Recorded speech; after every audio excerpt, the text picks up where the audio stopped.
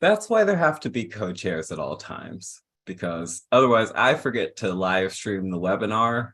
Um, and so I guess the only other question I have is, that's why there have to be co-chairs. Oh, yep. Can I mute this? And then can I turn this off? Okay.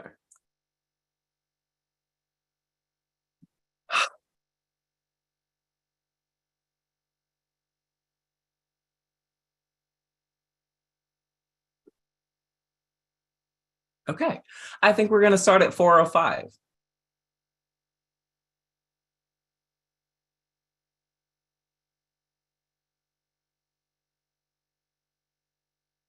Oh, that feels like so much dead air to fill, particularly when someone is charged with like transcribing every piece of nonsense I say. So then I feel a certain urgency to keep the nonsense to a minimum, but I am who I am, so I can't. Time in which to just, I guess, vamp a bit about CLAGS. The Center for LGBTQ Studies at CUNY. We are constantly fundraising, trying to build out really interesting programming, this series being a part of that. And we would love to have some of your support. And so we're working on sort of what are membership incentives. But honestly, the biggest membership incentive that I can think of is, will you make things like this possible? And it allows us to bring together the people who are doing really interesting and exciting and important work so that we can share it with the community. And it allows us to keep this programming free and open to the public and as widely accessible as Zoom will allow. And I think those are all really good and exciting things. And so, yeah.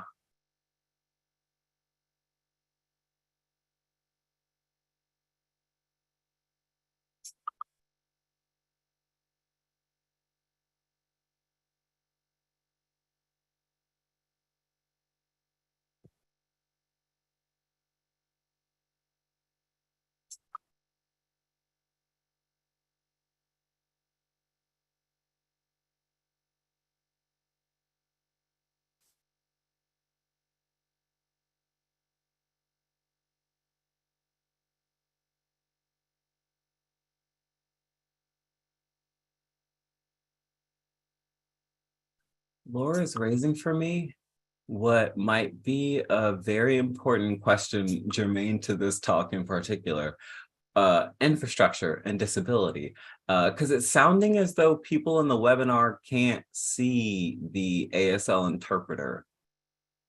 And I'm wondering if that's everyone's experience, and I don't know how best to gauge that, except to have you maybe throw a word into there are some hands going up.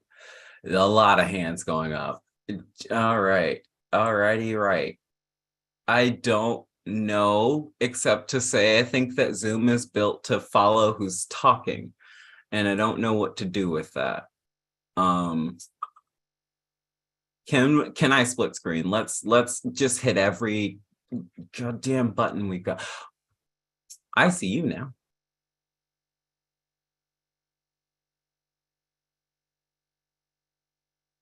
Did someone not me fix this? It was you. God damn it, Carly. Why are you an icon? And this is why we shout out our interpreters. And on that note, it's time to switch gears and not even to talk about the Jina. How do I? Back to the words I found. Welcome. Welcome and thank you and welcome and thank you and welcome. This is the second version of this thing we're experimenting with, this plane that we are like figuring out how to build in the air. And we will not crash because we have a dedicated team of incredibly thoughtful, brilliant people. And this month, I'm really excited to bring you Jina B. Kim. Jina B. Kim is an assistant professor of English and the study of women and gender at Smith College. She teaches and writes about critical disability studies, feminist and queer of color critique, and contemporary ethnic American literature. She's currently working on a book manuscript titled Dreaming of Infrastructure, Crip of Color Writing After the U.S. Welfare State, which brings disability analysis to bear on women and queer of color literature in the afterlife of 1996 U.S. welfare reform. Her work has appeared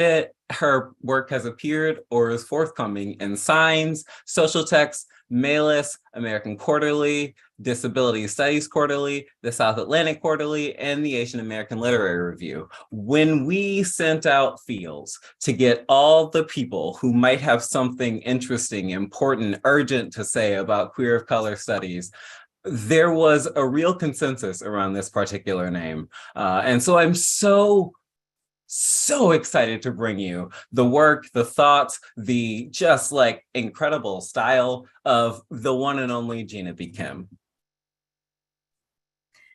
Thank you so much, James. And hello, everyone. Thank you to everyone at the CUNY Grad Center who made my participation possible today. A special thanks for having the kind of quick pivot to Zoom.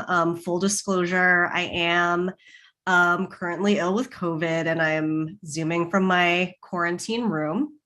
I want to give a special shout out to James again, Laura Westengard, and Donna Huaman.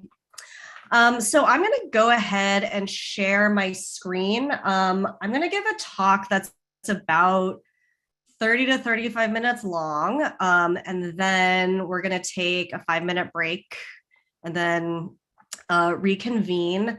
I hope that my screen sharing won't affect the pinning of the ASL interpretation, but just let me know if that's happening. So I'll go ahead and screen share. All right, present. Okay.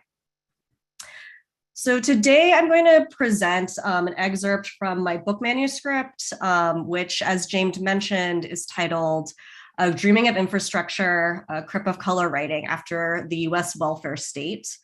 So this book brings a disability lens to bear on women and queer of color literature in the afterlife of major US welfare reform, which passed in 1996. So in this book, I'm looking to writers like Octavia Butler, Karente Yamashita, Samuel Delaney, Aurora Levins Morales, and Leah Lakshmi Piepshna Samarasinha. And in looking at them, my book is examining how literary representations of infrastructure, so systems of sanitation, education, transportation, and healthcare, enable these writers to grapple with the disabling effects and ableist logics of state austerity measures and eviscerated social safety nets. The fourth chapter, which I'm presenting on today, focuses on the infrastructure of healthcare. In particular, it examines disability justice, life writing, and poetry that navigates the healthcare infrastructural landscape of the 2010s, from the debates preceding the passage of the 2010 Patient Protection and Affordable Care Act, also known as Obamacare, to the Trump administration's many chaotic attempts to further diminish state-supported healthcare. So I begin this chapter with a 2017 New York Times op-ed written by seasoned Asian American disability activist and icon Alice Wong, which opens with a bold declaration: I am a Medicaid welfare queen. In this essay titled My Medicaid, My Life, Wong confronts continuing attacks on Medicaid and any state-funded program that grants disabled and low-income people access to life-giving support.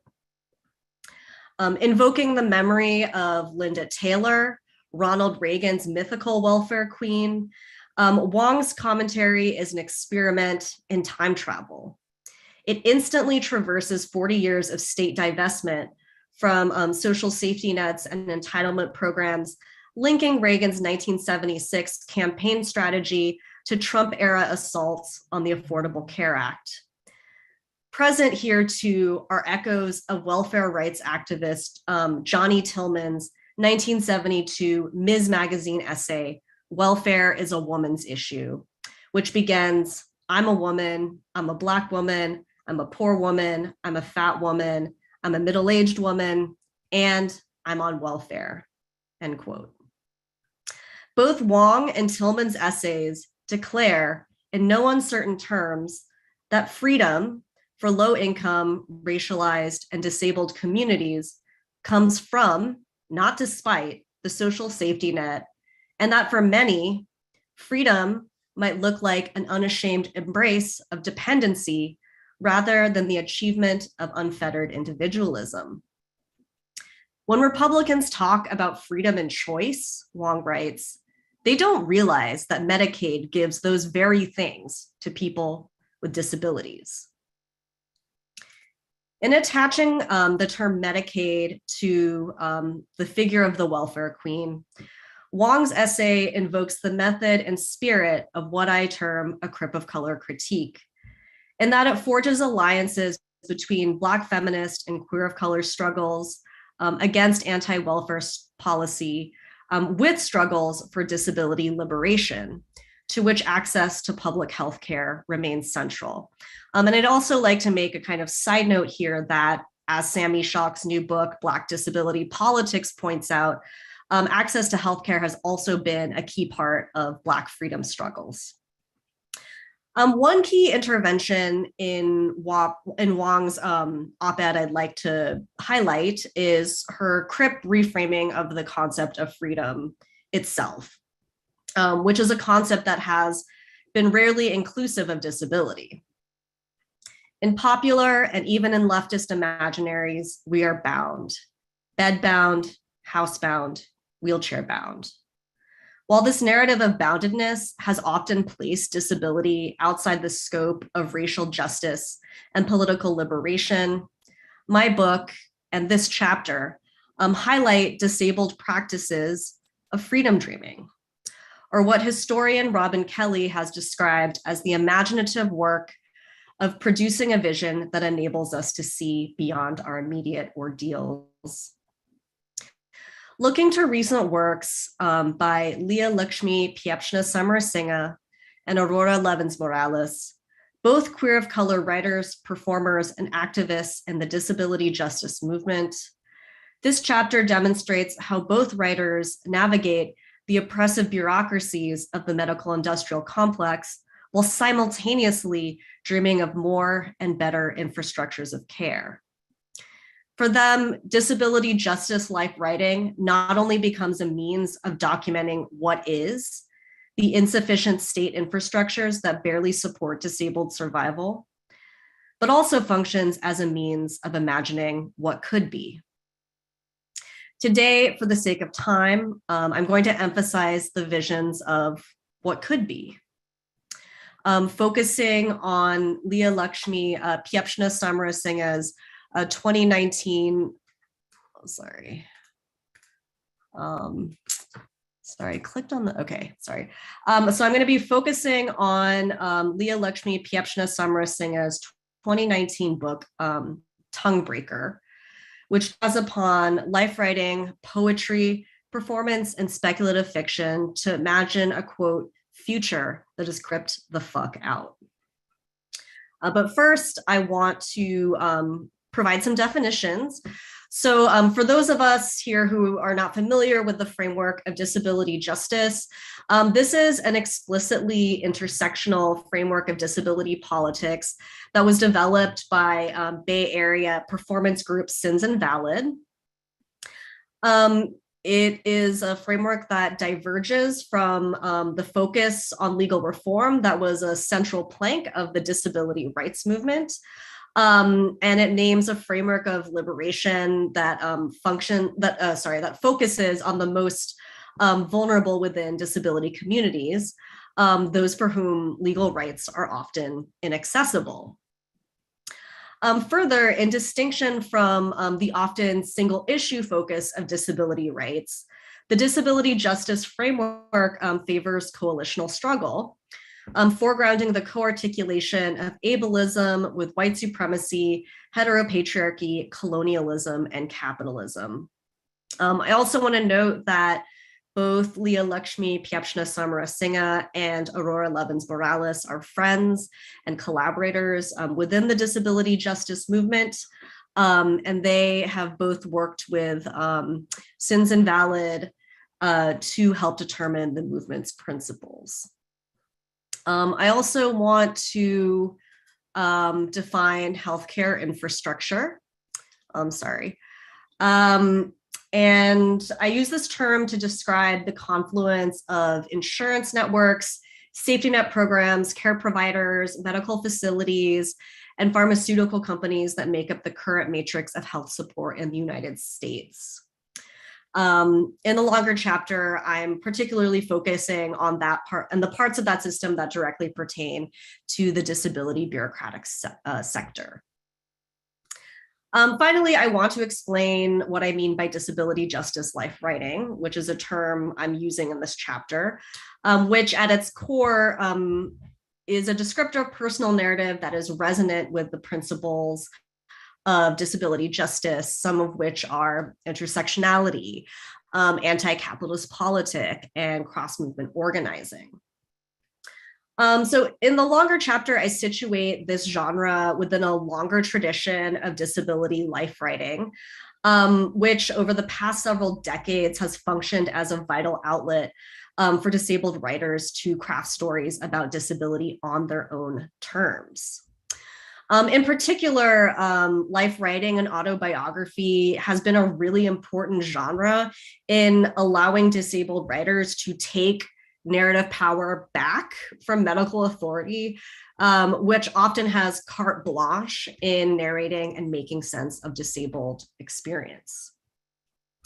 So in accordance with the DJ principles of intersectionality and cross-movement organizing, both Piepzna Samarasinghe and Levins Morales connect their personal narratives about disability to broader struggles against healthcare inequities and state-sanctioned racialized violence, linking disability politics to the ongoing safety net and infrastructural erosion that disproportionately harms racialized, low-income, and disabled populations. Enacting a disabled practice of infrastructural freedom dreaming, Piepzna Samarasinghe in particular draws upon disability dream work in order to lift up the practice of disabled survival within and despite paltry healthcare options.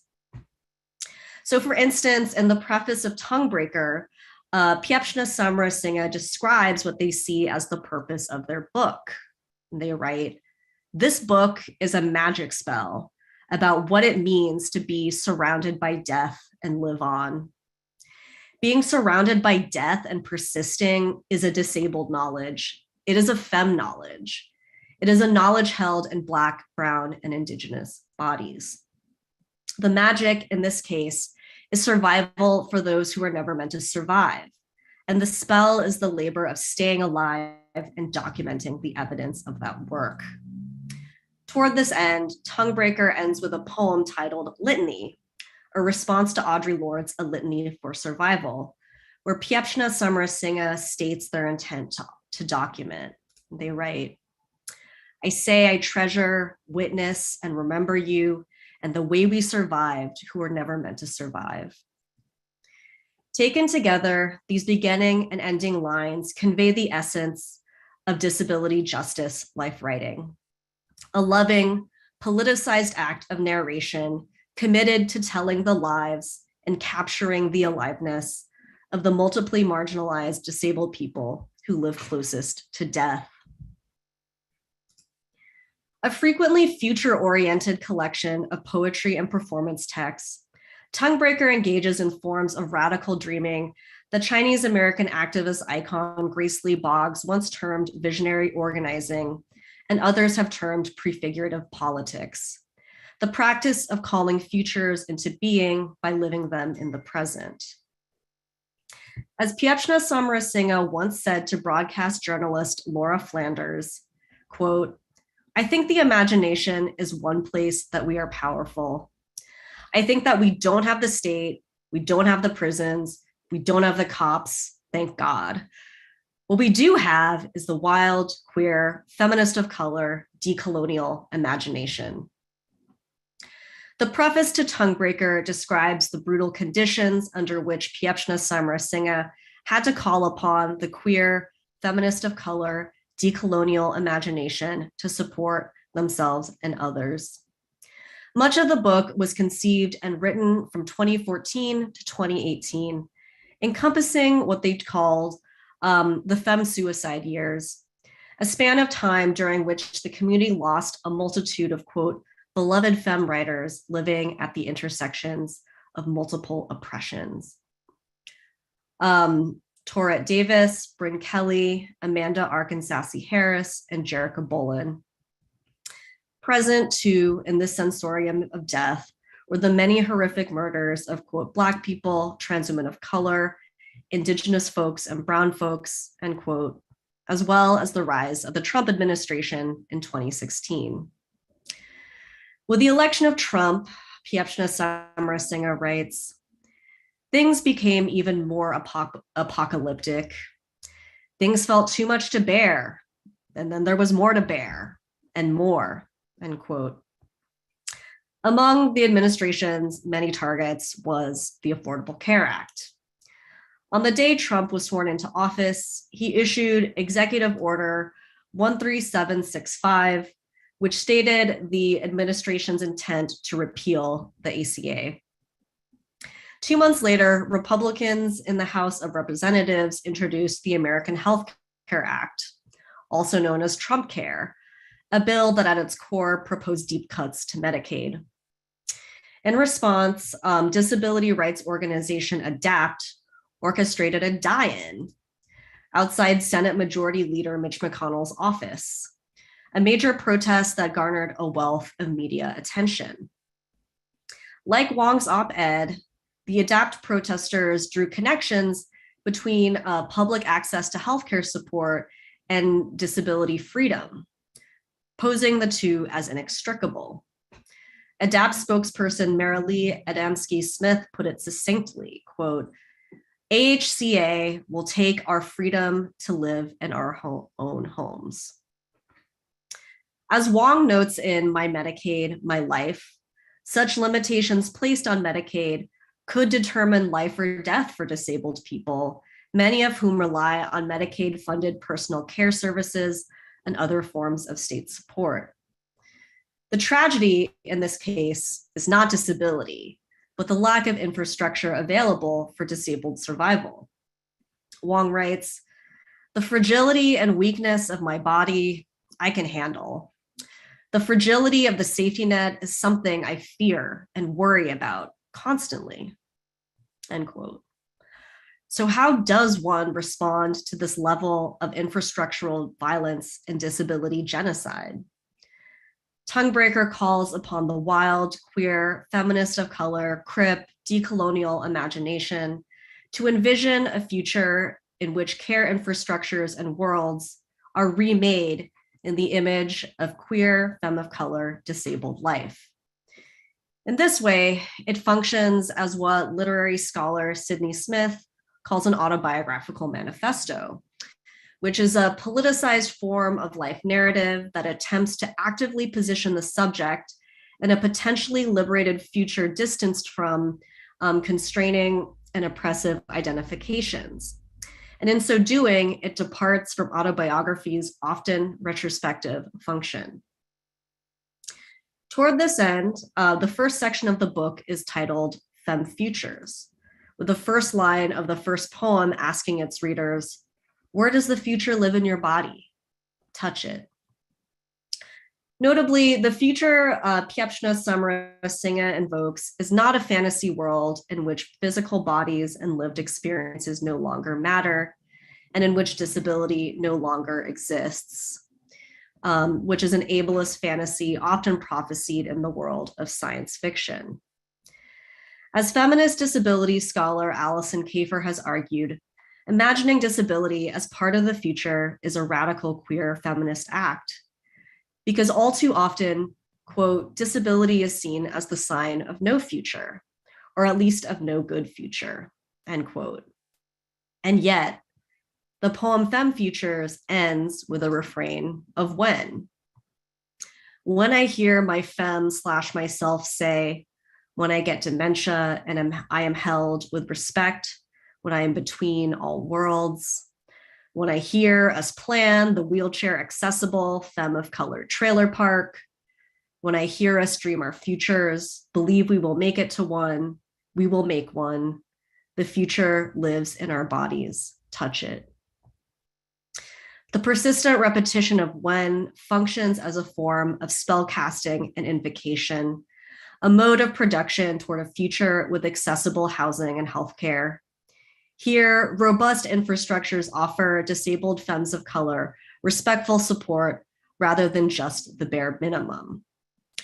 Not just if we will get respect, not just if we will have accessible housing, not just if we will get care, but when. As their 2018 essay collection, Care Work, Dreaming Disability Justice attests, Piepzna Samarasinha is a writer and activist dedicated to rethinking and retheorizing care, its theory, practice, and structural distribution. Here, Care Work forwards the infrastructural concept of the care web.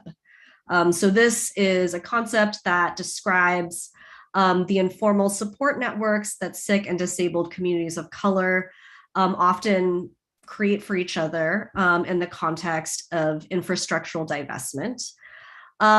In this chapter on care webs, the writer is also discussing the contradictions and the cracks inherent to community care. So both describing mutual aid networks of care as well as their limitations. So the care web, it makes space for a critique of the inadequacy of state care infrastructures, but is also acknowledging that community care is not always enough. And more to this point, in an end of year tweet cited in Piepzna Samarasinha's most recent 2022 book, The Future is Disabled, the group Mask Oakland puts this dilemma of community care succinctly, and they write, every inspiring mutual aid project we know of is pretty burned out right now. Public health is like water and sewage infrastructure. It should not be left to unpaid mutual aid, end quote. And so as this tweet makes clear, the crisis of care that this book is dealing with, that we're navigating, is really complex and thorny, no easy answers. But what I find really useful about care work is that it suggests that we start dealing with this conundrum by getting more specific about what care means and about our definitions of care, rather than just treating care as a kind of self-evident concept that we all understand and we all know that is standard across all contexts. So care work argues that part of envisioning radical care infrastructures for disabled femmes of color entails a complete overhaul of the concept itself. So first things first, we must reclaim care from the conceptual clutches of the medical industrial complex, in which care all too often becomes synonymous with cure, or the restoration of a defective body to a mythic norm. We must reject top-down and paternalistic models of care that operate in support of the status quo and that extract labor disproportionately from racialized and immigrant women. So the book also contends with the political economy of care. So instead, we need to imagine care as possibly an equitably distributed set of practices that replenish rather than diminish disabled femmes of color, and a collective rather than individual responsibility that with it carries the possibility of joy.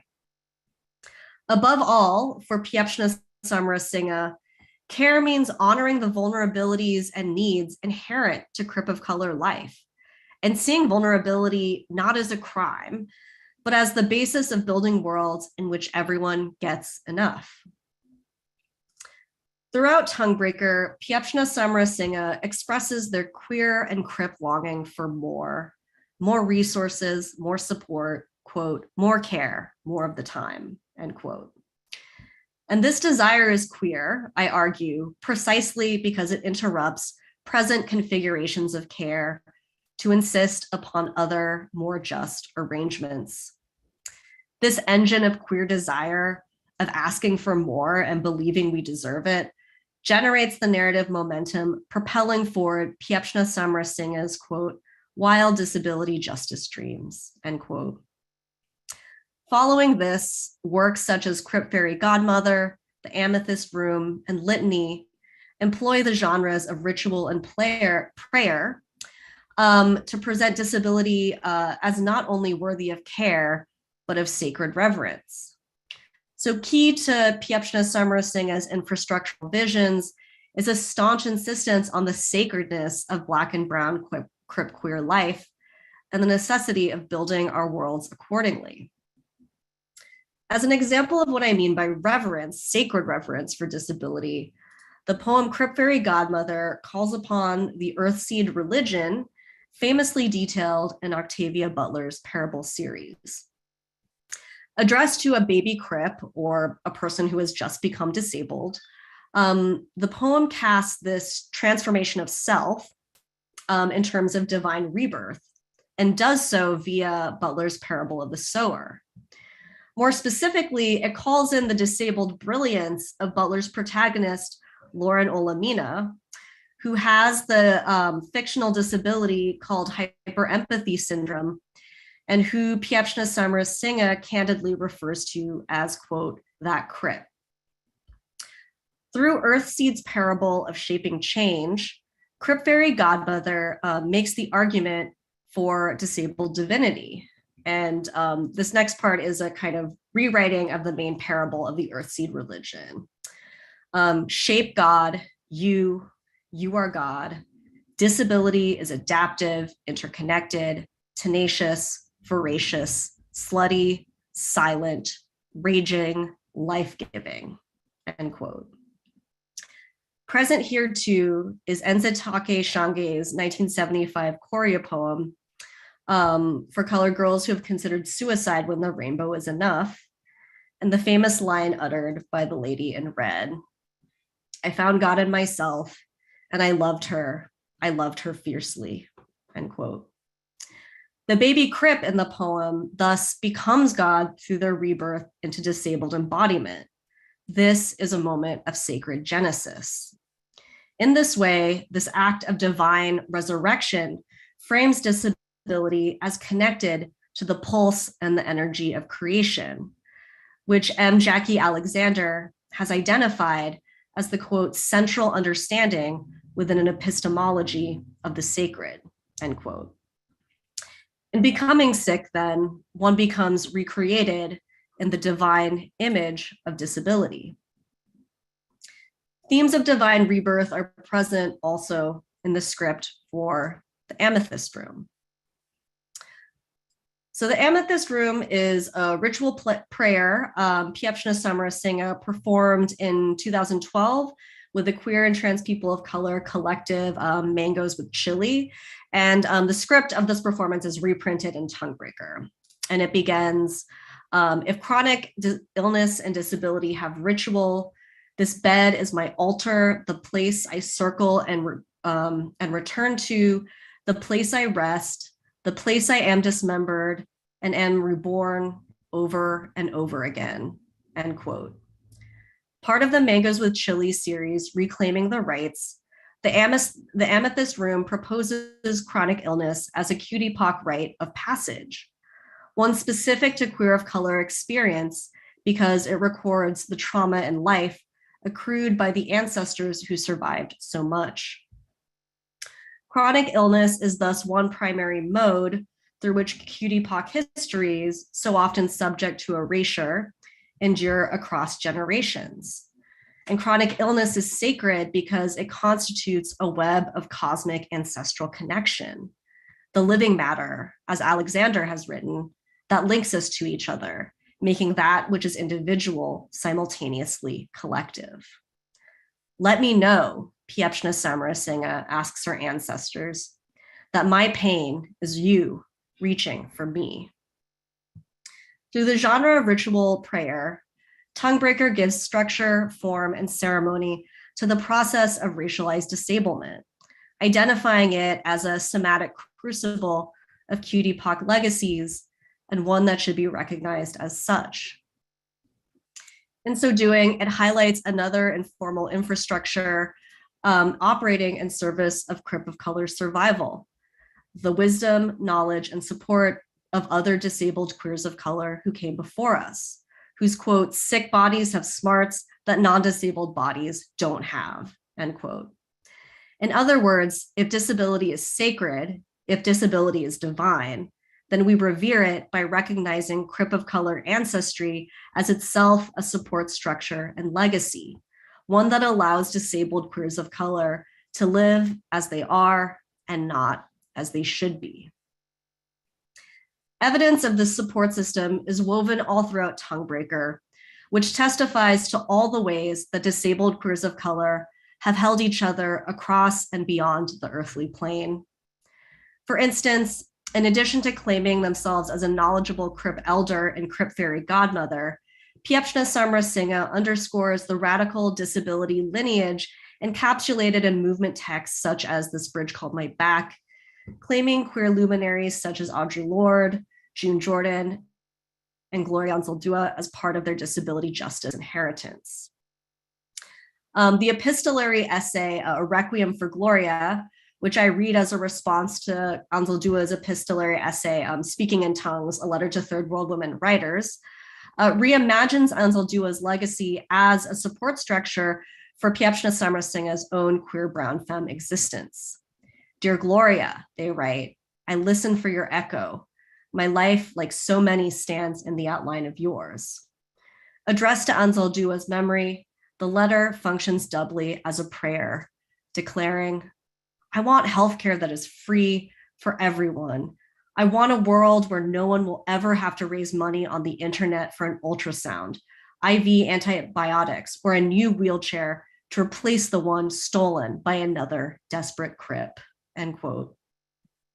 Through its future-oriented divinations, Tonguebreaker thus enacts another element of disability justice life writing, in that it not only narrates the Crip femme of color lives that are and that were, but the lives that could and will be.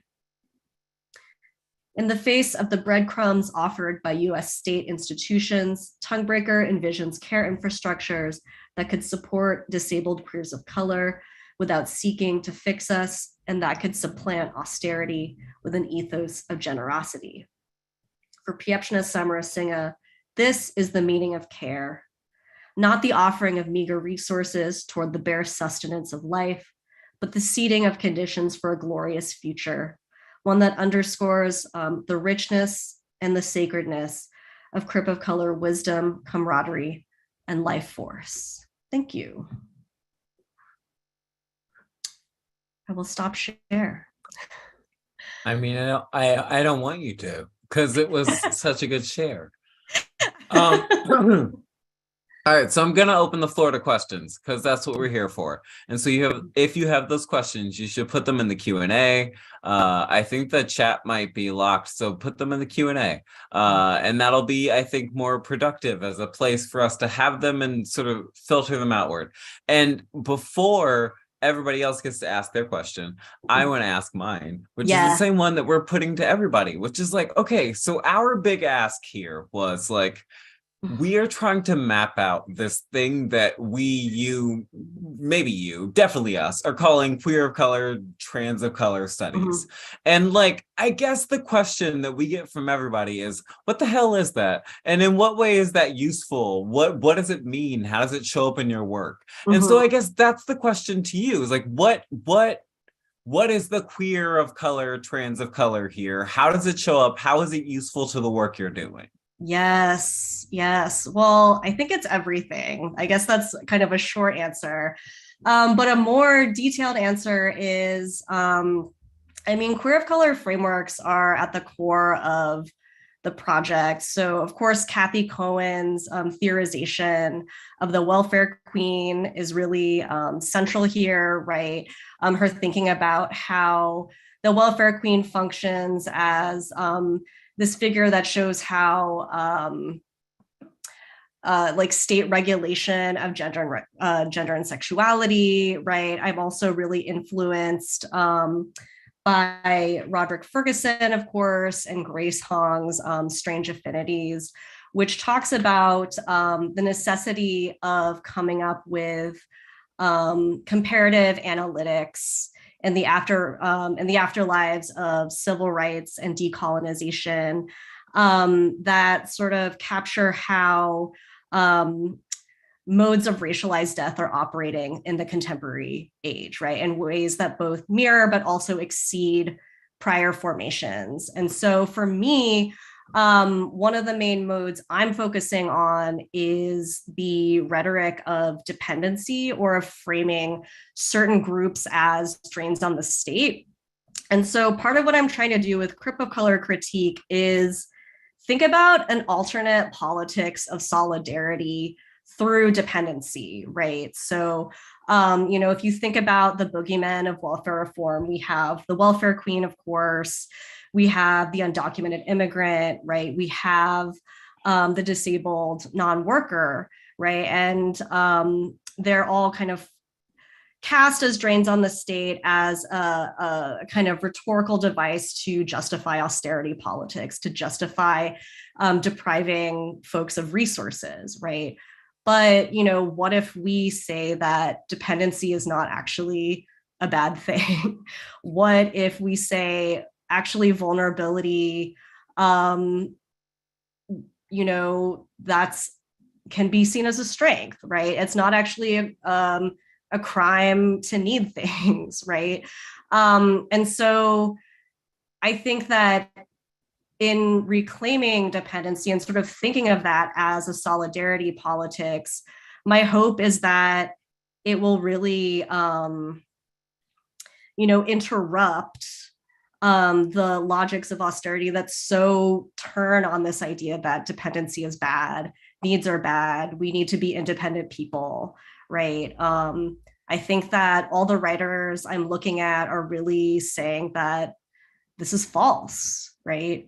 And I also am just so moved by and interested in thinking of, radical care and care politics and love politics through a queer of color lens, right? So in this chapter, I was really, I'm thinking about queer desire, and I feel like wanting infrastructure and wanting care, it can also be thought of as a kind of queer desire, right? Because it's saying that the structures we have for giving care and distributing care are actually not enough, right? So that to me is an explicitly queer desire. And then one more thing is,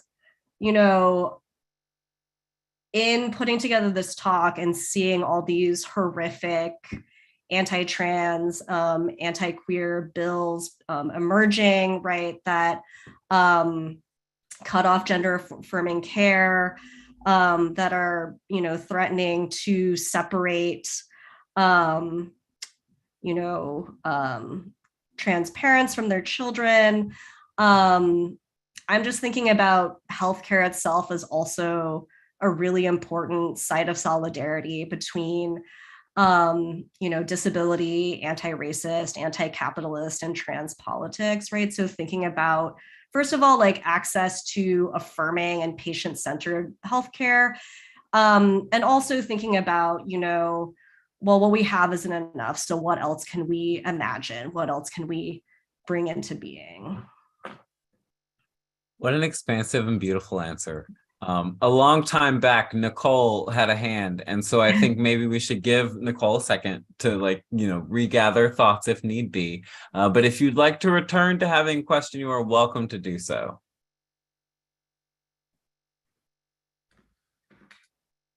Which I think is that button. Okay. James, do you want to read the questions out loud, or should I just go ahead and do that piece? Because I see do you do you.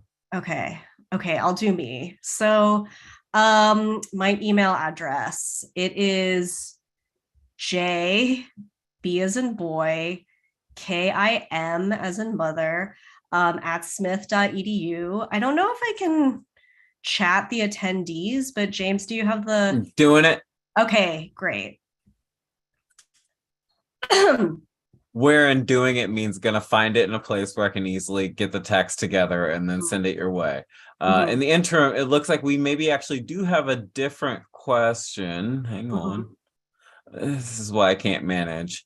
And actually, thank you, Nicole, for letting me know. Many appreciations. I see a couple of questions. Oh, sorry, go ahead.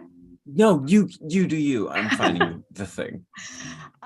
So let's see. Ash Smith says, this idea of embracing dependency and vulnerability makes me think of the history of trans DIY efforts.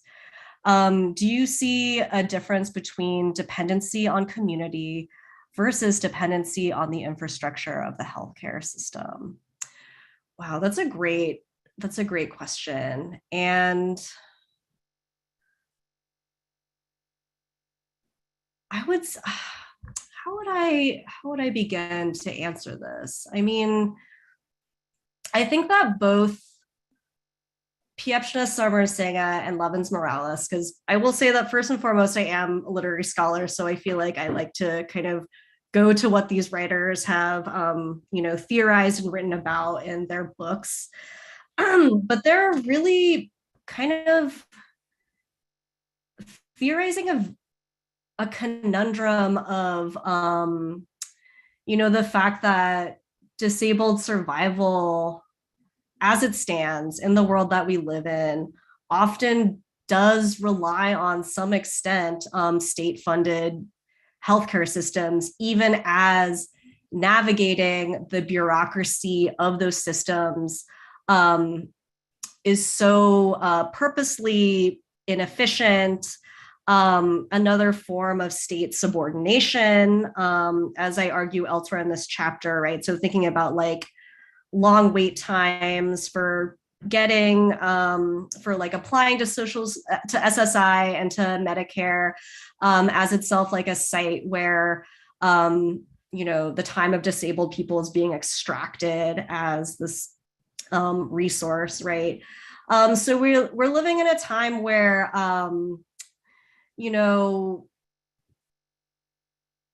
it seems like we need it all, if that makes sense. I think that, what Piepzna Samarasinha is saying is, they have this quote that's just like really succinct. And, they're quoting their friend Dory Midnight, where they're saying, more care, more of the time. We need it all, right? We need community mutual aid. We need, robust infrastructures, even though we also can't rely on the state to take care of us, right? We need it all. We need all of these systems. And I think that there's just a broader sort of kind of acknowledgement of the dependency on care systems, period, right? So I don't know if I would I distinguish between the two? The dependency on the infrastructure of the healthcare system, I feel like from all of these pieces of life writing that I'm analyzing, it's a brutal, right? It's a brutal relationship, right? So again, disabled survival often relies on care infrastructure, and yet these infrastructures are purposely hard to navigate. And so I do think that the dependency on state healthcare is a kind of enactment or one site of state or infrastructural violence, right? Whereas, of course, the dependency on community care is not that, right?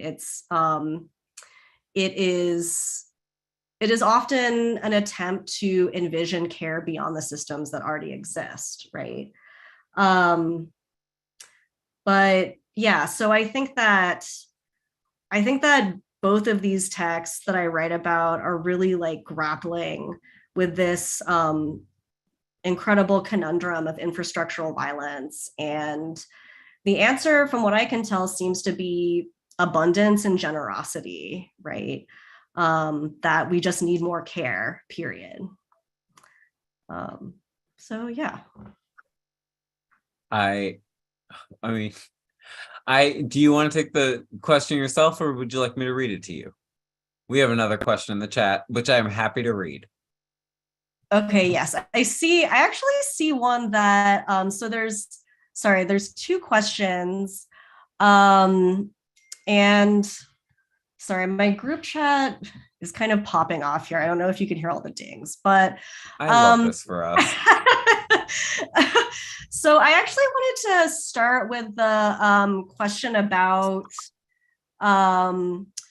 dismantling the institution of heteronormative monogamous marriage plays into working the goals of disability justice, because I am actually working on an essay that is about cripping the wife, right, and thinking about the paradoxical relationship that disability has to the institution of heterosexual marriage, right?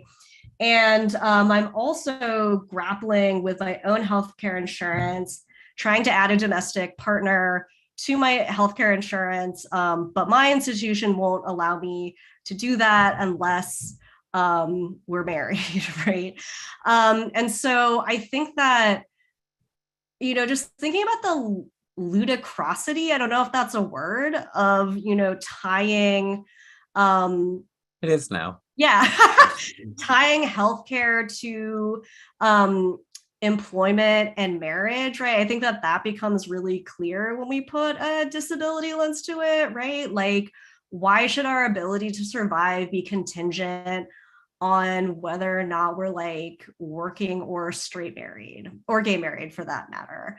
I'm also really compelled by Caleb Luna's essay, Romantic Love is Killing Us, which one of the things I take away from that is how like heterosexual monogamous marriage serves as this kind of like safety net, emergency safety net for caregiving and caretaking, absent an actual robust infrastructure of healthcare, and how the wife kind of functions as this default, right, site of caregiving, because we live in a culture where we don't have care resources, basically, right? And so I think that absolutely dismantling heterosexual monogamous marriage is also really key to this, and also really disentangling the assumptions we have about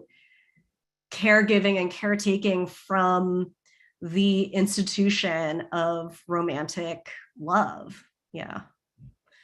Do you want to keep going? Keep going. You're nailing this.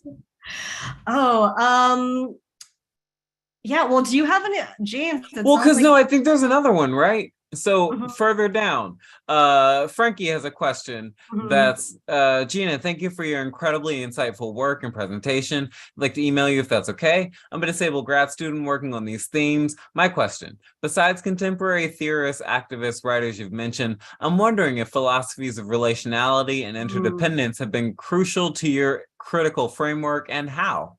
Thinking of Fred Moten, Ed Manning, Glissant, Merleau-Ponty, and other continental philosophers. Again, thank you so much for your work and gratitude. And that's from Francesca Lisette. Yes, thank you, Francesca Lisette.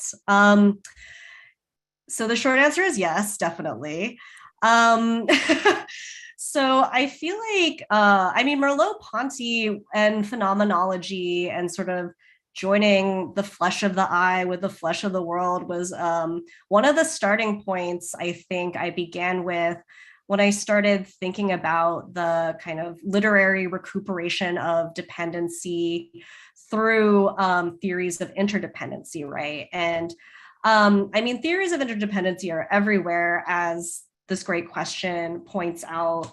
Some of the people I turn to think about this are Actually, Audre Lorde's The Master's Tools Will Never Dismantle the Master's House has this incredible definition of interdependence where she like really demands specificity with like what she means by interdependence, right? And she says mutual non-dominant interdependence between women.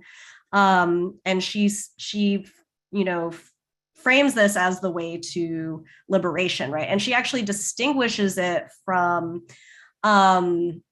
what does she say? So this is like a paper that's given at a conference, and she's like calling out these white feminist academics and the audience, and she's like, who are the, you know, third world women and women of color who are cleaning your houses, right? That who are doing the kind of domestic and care work that is allowing you to participate in this conference right now, right? So, I mean, one might also think of that relation as a form of interdependence, and yet, right, it's not mutual and non-dominant, right? So I turned to that essay to kind of describe or further put a finer point on the kind of interdependence I'm really thinking through and with here.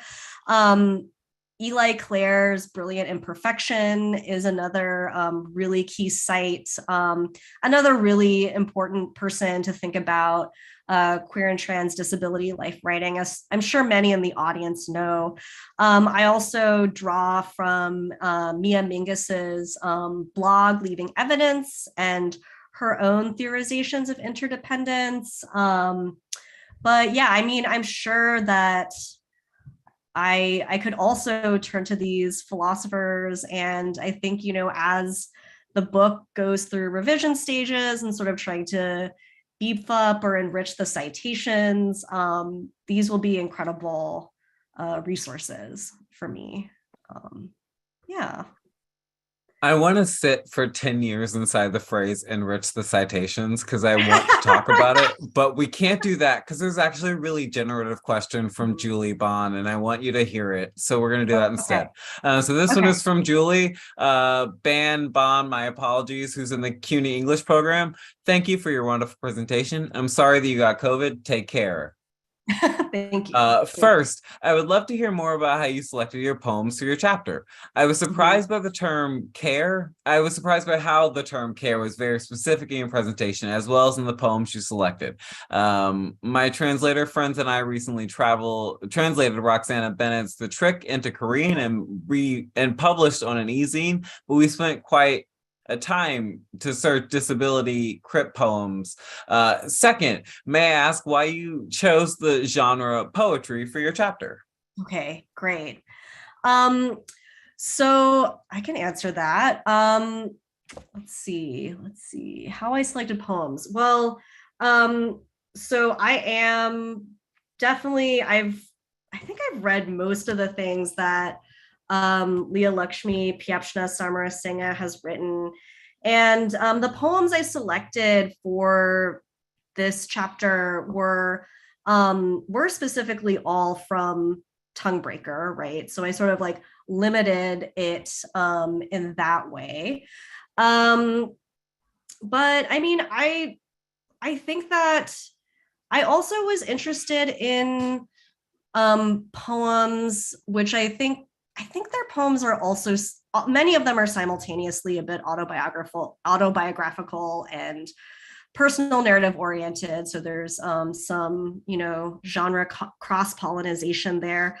But, you know, one of the reasons I'm so interested in this writer, activist, and theorist, who I think is one of the most important disability theorists of our time, I'll just say it, is because I think that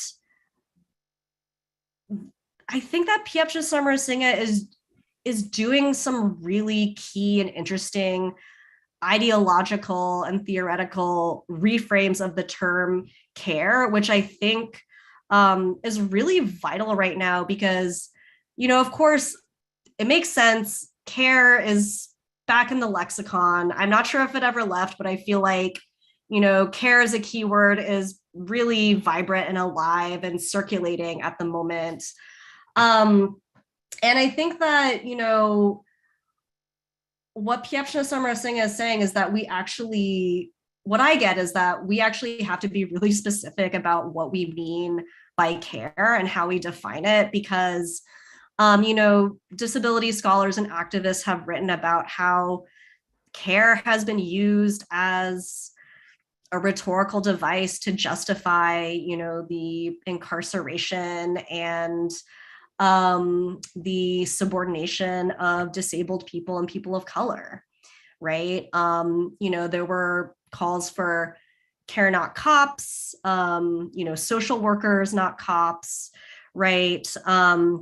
And I think that, in this moment, the disability intervention is really key here because, care, again, is not a kind of self-evident term. It's not something that we can all agree on what it means, right? So it's not something that's standard across all contexts. And so, I think they're really using poetry to re-envision the horizon of care, what it looks like, right? So it should be a collective responsibility, right? It can be a source of community building.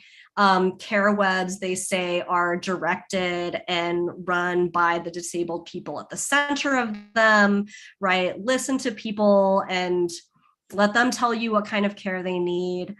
Right. So I think that, one of my metrics for choosing the poems was thinking about, okay, this chapter is about healthcare infrastructure. I think these writers are responding to infrastructural violence, which I think I saw a question about that as well.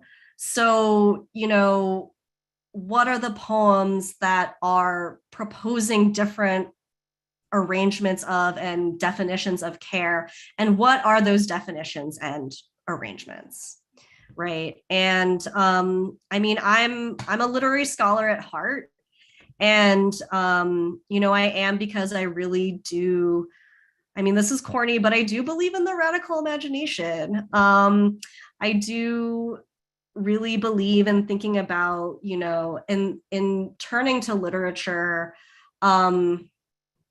to envision other worlds, to inhabit other worlds, right? And I think that is one powerful. I think poetry is a thing that I turn to, right? That many people turn to in times of crisis. Because I think that, yeah, it just creates new horizons. And so, yeah, that's one of the many reasons I turn to poetry and literature to make these arguments, because I think that the violence of welfare reform is not just about policy, it's also about ideology and narrative, right? And it requires narrative intervention. And I think that these writers are doing that. The floor remains as open as it ever was for questions. And I think we probably have room and space and time for, let's say, 2 more. And so I'm going to pause for like 10 seconds. I'm going to let you guys throw questions out there, because I have one that's selfish. And if nobody has a better one, then I want to ask mine. But if somebody has a more interesting question, then you do you. So let's just like pause in solidarity, and we will think about, I guess, always Palestine. And that, or wherever. And if I'm not able to answer a question, or if something comes up later, my email is, again, jbkim@smith.edu. I think it went into the chat, but I'm bad at this, so we'll see. Okay, seeing an actual question from someone who's just telling you that they've emailed you and that they're excited to hear back. And so I'm going to dive in and do my selfish thing, which is, okay, so person who loves books to person who loves books. Yes. Why in God's name are books the medium to make this argument? Like, I get it. I hear it. Poetry, reworlding. Like, I'm with you. But also, like, people are dying. Like, where the urgency? Yes. Yeah, people are dying. People are dying.